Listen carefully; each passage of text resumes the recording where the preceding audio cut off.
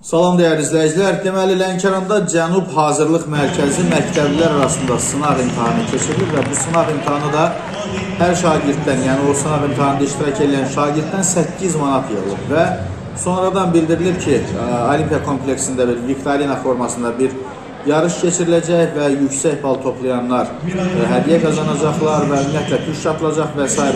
və valideynlərin əksəriyyəti bundan narazıdır, görüntülərdə görürsünüz və söhbət nədən gelir? Deməli, əvvəla maraqlıdır ki, bu hazırlıq kursunu məktəblərdə necə satıb, oranın təhsil şöbəsi, təhsil sektoru hara baxır. İkincisi, bu qurum bu sınaq imtahanını keçirərkən hansısa rəsmi qurumlarla bunu nətər deyərlər, məsləhətləşibmi, hansısa rəsmi qurumlardan icazə alıbmı, bu iki.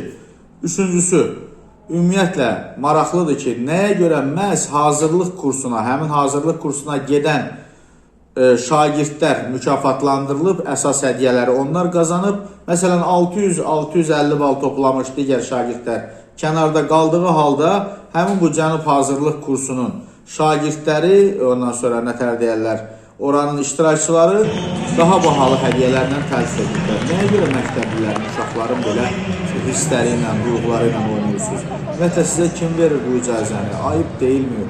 Yəni, bu nə dərəcədə ədalətlidir, nə dərəcədə doğrudur? İstəyərdim ki, sizin də bir mövqeyinizi bununla bağlı öyrənək, amma hər halda ortada elə faktlar var ki, əslində mövqey öyrənməyə ehtiyac qalmır, amma bütün hallarda yenə də bax, bu icazəni kimdən almışsınız? Bundan sonra bax, Cənub bölgəsinin təhsilinə cavabdeh şəxslər cavab versin ki, görə hər bir hazırlıq kursu gəlib məktəbdə 8 manatdan onu sata bilərmi və s. və ilaxır.